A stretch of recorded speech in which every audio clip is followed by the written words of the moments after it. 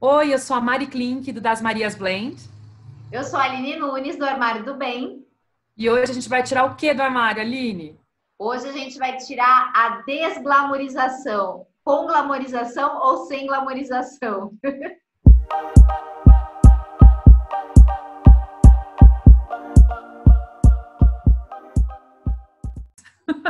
Eu já ia falar desgourmetiza bem, mas é tipo, desglamoriza bem. Amei, de verdade, porque eu estava muito pensando nisso, que a consultoria, que é o meu segundo trabalho aí também, é um trabalho que as pessoas colocam muito num pedestal da glamorização. A TV está muito nesse pedestal da glamorização. E eu acho que a gente precisa, principalmente nesse momento agora que está todo mundo no mesmo barquinho, tudo bem que tem uns que estão no iate, outros estão no navio e outros estão no barquinho furado.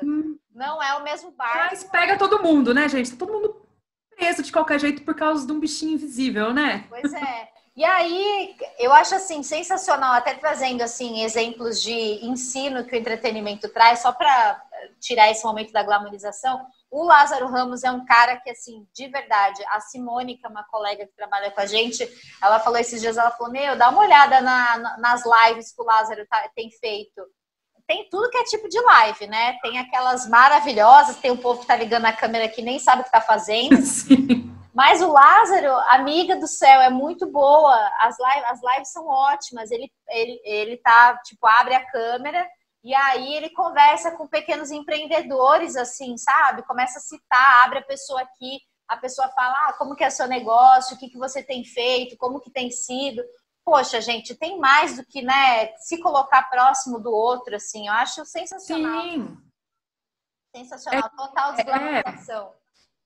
é igual essas lives que o pessoal tá fazendo em casa, assim, né? Começou meio devagar e agora também acho que, né, gente, tem 25 no mesmo dia, né? Assim, mais o que eu acho mais importante, assim, né?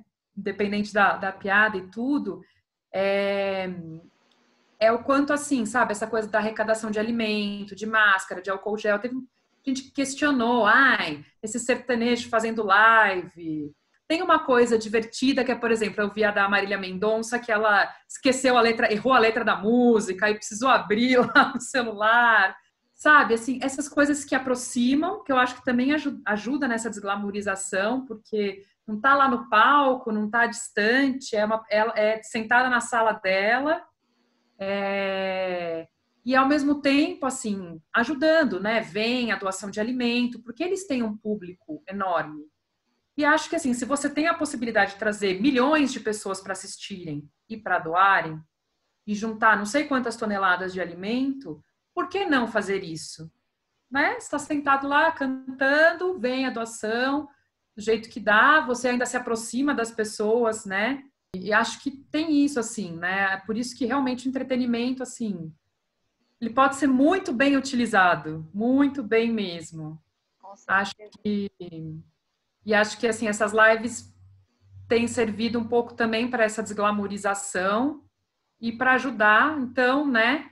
E assim, não quer assistir, não assiste, gente. Mas de qualquer maneira eu acho legal ter, acho legal entreter as pessoas e associar uma causa a isso, porque quem consegue os milhões são eles. E a gente vai fazendo o trabalho de formiguinha, de ir dando o nosso pouquinho. Que eu acho que às vezes a gente se fecha tanto para algumas coisas e que a gente acha que a gente não pode consumir um besterol e que todo entretenimento é besterol, e não é verdade. Então, acho que tanto eu quanto a Mar, a gente já teve grandes experiências assim por trabalhar com entretenimento na TV, na revista, jornal, e a gente pode vivenciar um pouco isso, assim, porque, gente, é um trabalho, né? Como qualquer outro nesse mundo. E quando eu pensei nesse assunto, estava falando agora com a Mar, eu lembrei, tem milhões de situações assim incríveis, mas eu lembrei aqui de um caso que foi a primeira vez, a primeira pauta de entretenimento que eu fui fazer, e que foi lá no SBT. E lá no SBT eu conheci Dona Hebe Camargo. Foi a primeira pauta que eu fui assim de cara já. Hoje você vai entrevistar a Hebe. Eu falei, Jesus amado. Rebinha. Hebinha, maravilhosa. Então, quando eu cheguei lá, assim, eu acho que que é o que a gente fala de quebrar esse olhar preconceituoso, né? Eu vinha de um universo de redação de cidades, política, esporte, e aí quando eu caí no entretenimento, cheguei lá no SBT, aí eu vi, tipo, mano, aquela correria, todo mundo correndo para organizar o camarim, como que ia ser, como a entrada da Hebe, e põe plateia, tira a plateia. Eu falei assim, caraca, isso daqui é tão tenso quanto aquele plantão lá de polícia que eu fico na porta, sabe? Então, ali eu comecei a construir um olhar, assim, diferente, realmente, que eu acho que eu mesma já tinha esse olhar também preconceituoso, tipo, nossa, vou largar o caso, né, policial fantástico que eu cobri, tipo, consegui chegar lá na fonte e vou lá ver o Silvio Santos, sei lá, sabe? Tipo, a gente tem esses preconceitos, assim, de verdade. E aí eu cheguei ali e eu falei, cara, que trabalho incrível. Então foi o primeiro preconceito, assim, que eu, Aline, quebrei com esse primeiro quebra-gelo que eu já tive de cara e ver, assim, o tamanho da dedicação da Hebe, sabe? Super estudiosa, sabia tudo de tudo que ia acontecer no programa, tudo que a gente viu um pouco na série dela também agora no Globoplay, era aquilo, era uma pessoa extremamente engajada com tudo que ela estava fazendo, sabia começo, meio e fim da pauta, colocava dedo na ferida. Então, eu acho que eu estou trazendo um pouco aqui para esse papo hoje, essa história, para a gente realmente conseguir olhar para o entretenimento e defender o nosso trabalhinho, que dá trabalho. E você, amiga, o que foi a tua primeira quebra-gelo, assim, com entretenimento? Você também trabalhou com outras coisas antes, né? Eu, na verdade, sempre quis trabalhar, eu fiz audiovisual, né? Que foi a primeira turma que na USP era rádio, TV e cinema, e aí juntou e virou audiovisual. E desde a faculdade eu queria, tipo, trabalhar com novela, com TV, essas coisas. E o pessoal ficava falando aqueles filmes, citando nomes de cineastas e tudo mais, enfim. Eu me senti intimidada, na verdade, no começo, porque logo de cara eu já falei do que eu gostava, e aí todo mundo me olhou assim, né? Só que aí depois, com o tempo, eu fui percebendo que era mais pose, que todo mundo consumia as duas coisas, e eu, para o meu lado, o que foi interessante, na verdade, foi aprender sobre esses cinemas, enfim, do mundo, que eu não conhecia todos, e isso, obviamente, quando você trabalha com conteúdo, te ajuda, né? Ter outras visões.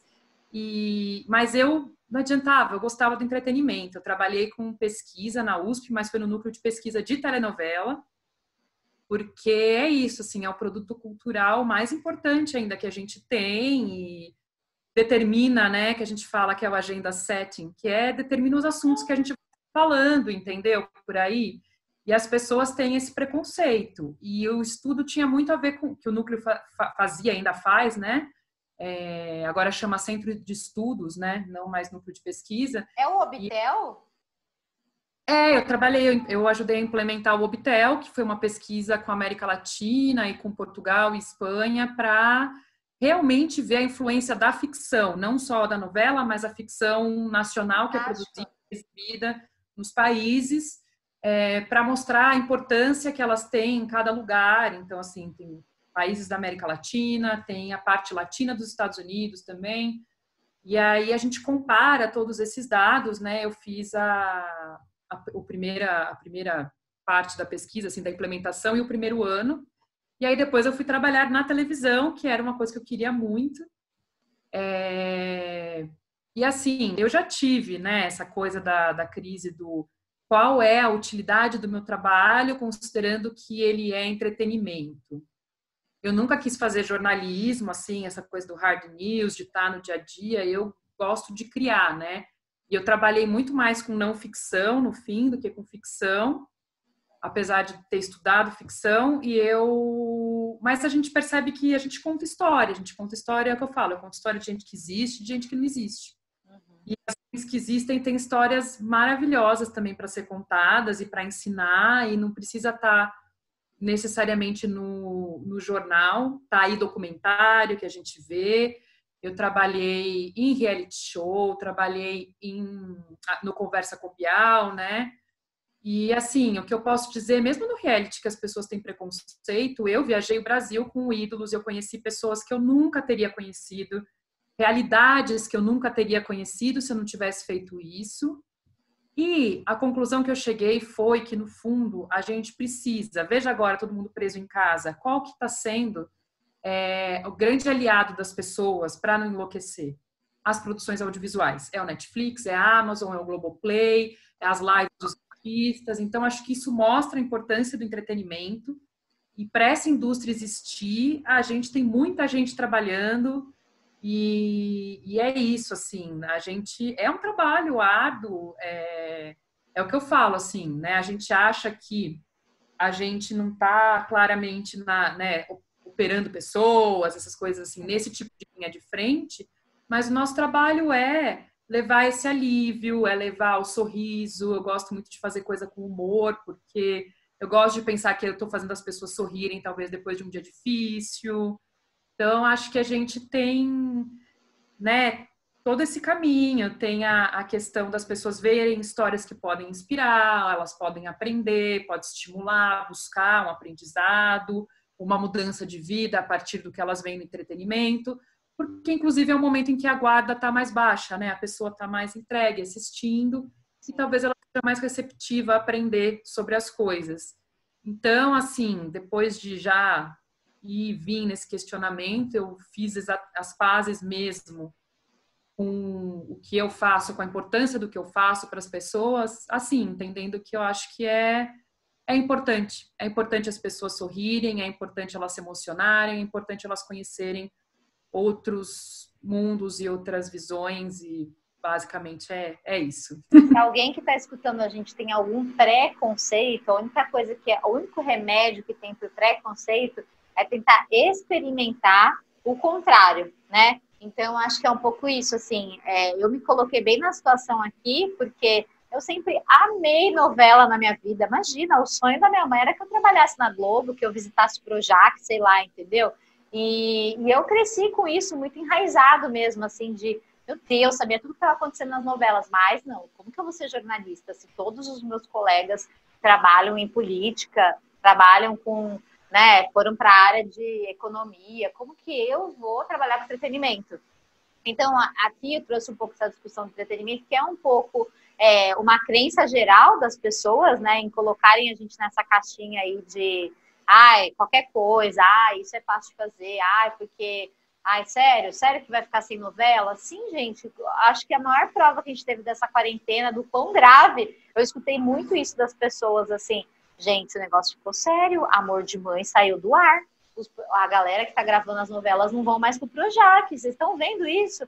Então, para ver, como você falou, que fez parte lá com a Imacolata, né, do Obtel, dos estudos da USP, realmente, assim, o comportamento da novela é um comportamento realmente baseado no que está acontecendo e também para as pessoas criarem essa identidade. Muita gente tem um comportamento real transformado por conta de um personagem. Isso está na atitude do personagem, está na construção da roupa do personagem.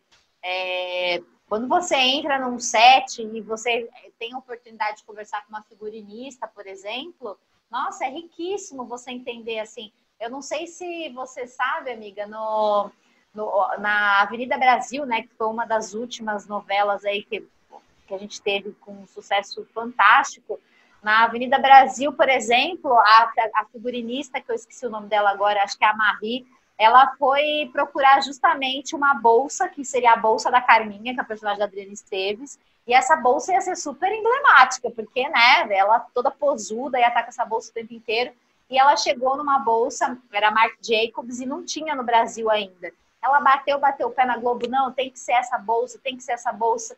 Moral da história, a Globo comprou a história, comprou a tal da bolsa caríssima, e aí, quando a novela estourou, final da novela, do meio da novela para o fim, a marca simplesmente abriu uma loja no Brasil. Se isso não é influência, minha gente.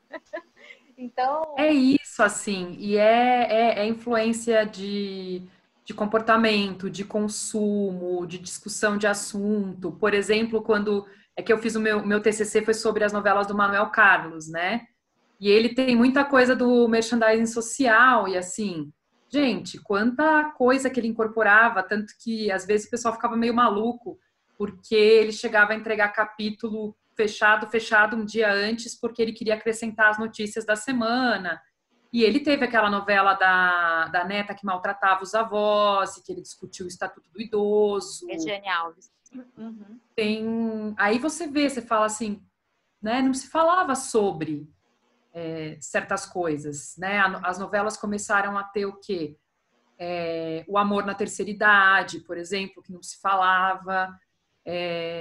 Acho que começou a abordar várias coisas de comportamento. Alguns levam mais tempo para você conseguir colocar, mas é aos poucos. Eu falo, a gente vai empurrando a porta, entendeu? Porque a gente faz com o pezinho, entendeu? Não adianta ir lá e meter o pé na porta e falar, agora eu vou colocar isso, vou colocar aquilo, não sei o quê. A gente tem que ir construindo, porque existe um diálogo e as pessoas vão recebendo, entendeu? Seja a consciência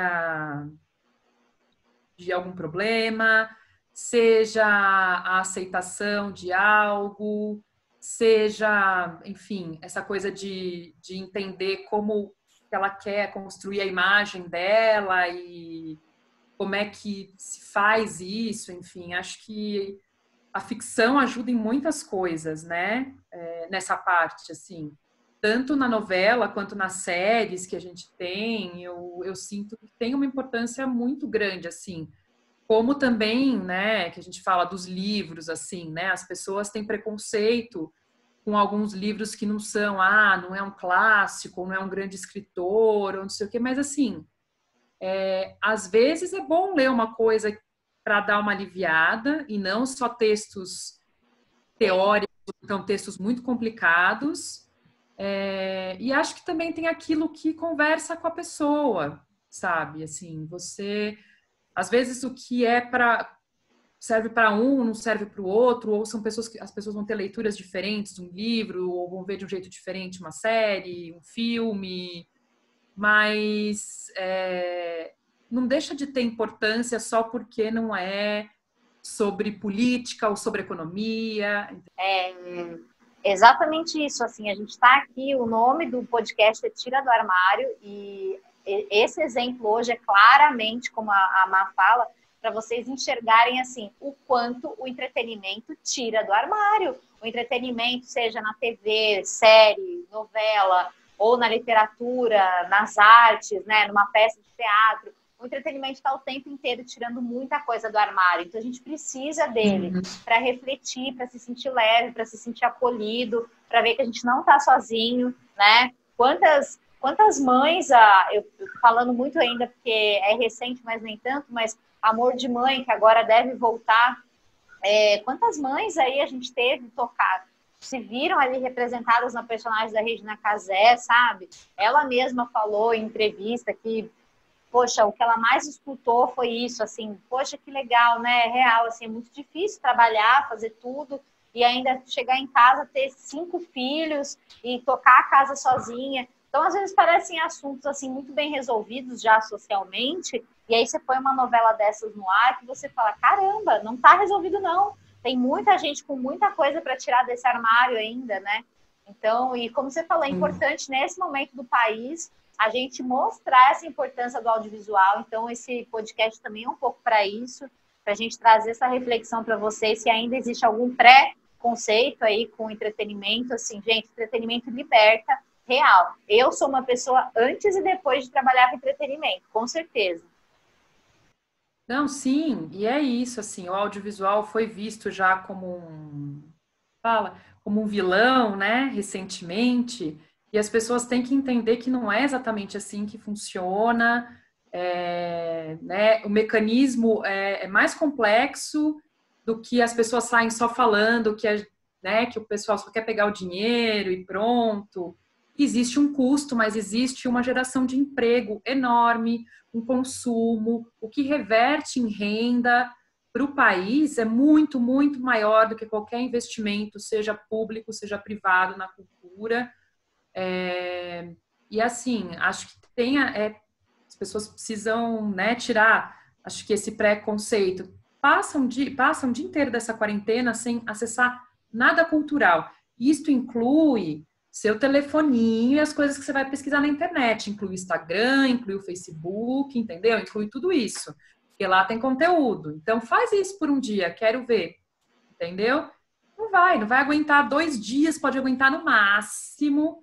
E aí já vai dar aquele desesperozinho, não é mesmo, gente? Então, tudo que a gente tem, a questão é o bom uso. Faça um bom uso do audiovisual que você consome, da tecnologia que você consome, do conteúdo que você consome. Acho que a gente está aí para ser parceiro e para ajudar e para apoiar, né, as pessoas, tanto nos momentos felizes quanto estiver precisando daquele ombro amigo. Quantas vezes a gente não vai assistir um filme para dar aquela ajudada quando você está com algum problema? Você pega um livro, ou você vai para a televisão e aquilo, de alguma forma, né, muda você. Então, eu acho que a gente, tem que ter essa consciência, tem que refletir e ver realmente, entender a importância de tudo isso na vida do ser humano. Afinal, a gente conta história desde que a gente tá nessa terrinha, né, gente? Tá passando um filme na minha cabeça, eu não sei você, assim. E a gente tá falando muito, você falou disso, duvido ficar um dia inteiro sem acessar nada. E a gente tá falando tanto aqui eu tenho 2 perguntas para você, que depois a gente pode fazer a troca também. Mas, assim, queria que você falasse de um momento. Vamos começar primeiro pelo momento que a gente está falando aqui, que o entretenimento liberta, assim, né? Qual que foi um momento que você acha que só estando no entretenimento você teve oportunidade, assim, de vivenciar? Aí é muito difícil escolher, eu tô perguntando e não sei responder também. Mas aí conta esse, aí depois vamos tentar lembrar, assim, de um alguma momento coisa, assim, que me mudou, você fala nesse sentido? Que você fala assim, caramba, cara, isso não aconteceria se eu realmente não tivesse a chance de me entregar aqui e viver pro entretenimento, sabe? Assim, um grande momento, sabe? Quando a gente pergunta, qual foi uma grande música? Eu acho que assim, na verdade, tem a coisa de que eu realmente acho que o que eu percebi ao longo do tempo foi um exercício de tolerância mesmo, sabe? De conseguir conviver muito melhor com as pessoas, por toda a gente que cruzou o meu caminho, né? Que é aquela coisa, às vezes a pessoa sentou 2 minutos na minha frente para ser entrevistada no Ídolos e acabou não passando daquela etapa, mas são histórias que eu ouvi, assim, que você coloca em perspectiva mesmo a sua própria vida. E acho que tem essa parte mesmo desse aprendizado que eu acho que é único e que me leva, de alguma forma, porque isso eu escrevi, inclusive, quando eu fiz a minha inscrição para o mestrado, eu fui lá para a Inglaterra, e quando eu tentei a bolsa, né, eu falei muito sobre essa questão de como esse trabalho me preparou para ser tolerante, para estar envolta por outra cultura e conseguir lidar com isso, né, por essas diferenças culturais. E eu também acho que foi esse trabalho todo que eu consegui construir um caminho no entretenimento que me deu uma bolsa de estudo do governo britânico, que é uma coisa que, pensa, quando eu entrei na faculdade, as pessoas eram todas com aquela coisa intelectual, e tudo que eu gostava não servia, porque não era intelectual, sabe? A televisão aberta, como assim eu gostava dessas coisas? Eu gostava de cinemão de Hollywood, como assim, entendeu? E aí o que aconteceu? No fim, foi toda essa caminhada que eu fiz que me levou na entrevista a dizer todo o trabalho que eu tinha feito em TV, as experiências que eu passei, que me deu a bolsa. Fui fazer um curso de escrita criativa e eu, em momento algum, disse que eu queria escrever, sei lá, assim, eu me propus, estou fazendo escrita criativa porque eu vou ser o próximo prêmio Nobel de Literatura. Eu falei, não, eu estou fazendo escrita criativa na Inglaterra, porque aqui no Brasil não tem, né, mestrado na área, tem agora no Rio Grande do Sul, mas então eu quis ir para lá porque eu falei, mas eu quero escrever para as pessoas do meu país, assim, para aproximá-las da literatura. Não precisa necessariamente o prêmio Nobel. O importante para mim é que as pessoas gostem de ler, de ter contato com conteúdo, com história, e é isso, assim. Então, acho que o entretenimento, acho que engloba tudo que eu já falei aqui, mas isso, eu falei exatamente essas coisas que eu falei aqui para eles, e eu consegui a bolsa de estudos. Então, acho que para vocês verem, gente, não foi nem aqui, ficam falando do Brasil, porque o Brasil isso, porque o Brasil aquilo. Tipo, a minha bolsa nem foi daqui, não foi Ciências Sem Fronteiras, foi do governo britânico. Que lá eles realmente valorizam, tanto que a BBC, a principal emissora, e ela é pública. E os cidadãos contribuem, eles têm uma taxa de contribuição e eles nunca protestaram contra. Mas aqui a gente adora assistir as coisas da BBC, ficar falando que é maravilhoso, isso sim que é bom, né? Mas um dia a gente fala sobre essa síndrome de vira-lata que a gente tem aqui no Brasil. A gente é maravilhoso e só precisa saber disso. Nossa, você ficou falando, eu fiquei tentando pensar aqui, assim, numa coisa maior. Eu acho sensacional conseguir contar as histórias. Como você falou, assim, seja a história de anônimo ou a história mesmo do famoso. Eu adoro desconstruir o famoso. Acho que desde que tive uma coluna de celebridades ainda no Jornal da Tarde, no extinto Jornal da Tarde, depois também no Diário. E eu achava muito curioso, assim, que as pessoas à minha volta, você trouxe uma coisa super construtiva e eu tô aqui, né, tipo, pirando. Mas que as pessoas têm muito essa coisa, assim, meu Deus do céu, Tony Ramos, tudo bem, o Tony Ramos tá nesse status, mas as pessoas colocam os famosos, essa questão do endeusamento, né, até aproveitando isso que você falou da síndrome do vira-lata, mas a gente acaba endeusando muito, eu acho que esse universo do entretenimento, as pessoas que estão todas envolvidas nele, e aí por isso que a gente se coloca tão longe deles também, porque a gente acha que, nossa, Deus o livre, imagina, a Gisele Bündchen a Gisele Bündchen, imagina, eu, contato com a Sandy, então acho que a gente vai se colocando nessa posição de ser menos e de estar distante do famoso.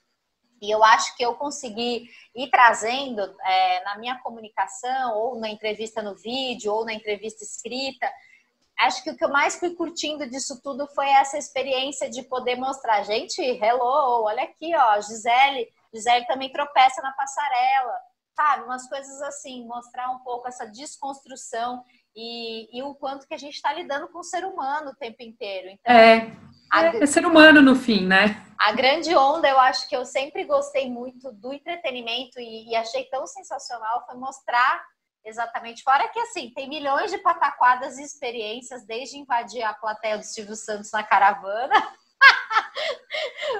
como fazer uma grande entrevista, ver o último desfile da Gisele, enfim, tem momentos mil marcantes, assim, mas eu acho que o entretenimento me deu uma casca grossa para lidar com tudo, desde os bastidores bombásticos de um carnaval, cobertura de carnaval, como poder levar esse entretenimento mesmo na escrita ou também no vídeo, assim.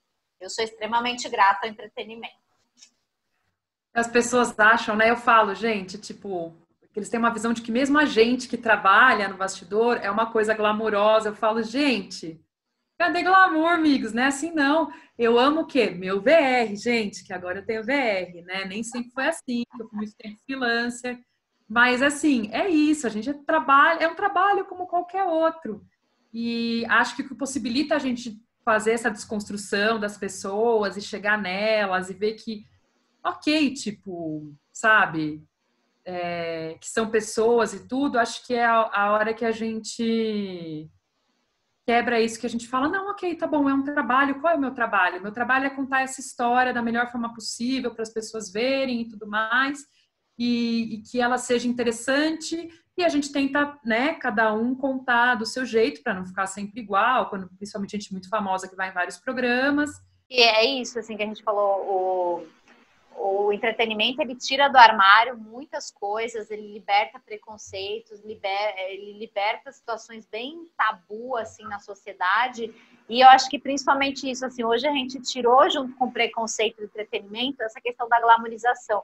A gente tem que cada vez mais olhar, acho que com atenção para isso, e um momento importante agora como esse que a gente está, se a gente vê ainda eu sinto isso, quem ainda está remando contra a maré nesse momento, Quem ainda não entendeu o que é desglamorização, quem ainda não entendeu o que está acontecendo, vai continuar, vai querer fazer a live ultra mega master fantástica, vai querer fazer a consultora que a gente fala que é a consultora de look do dia. A consultora de look do dia, ela está fadada ao fim, gente, porque ou você está aqui nesse papel de consultora realmente para tirar o melhor do outro, para conseguir desconstruir uma imagem, construir outra junto com a pessoa, e a mesma coisa quem está trabalhando numa TV, ou se realmente coloca no papel para vou contar a história do outro, gente, não é glamour. Então, assim, acho que o que a gente tira de lição um pouco aqui hoje é isso, assim, preconceito e glamourização são duas coisas que levaram a gente até esse lugar que a gente chegou hoje, pandemia. Exatamente.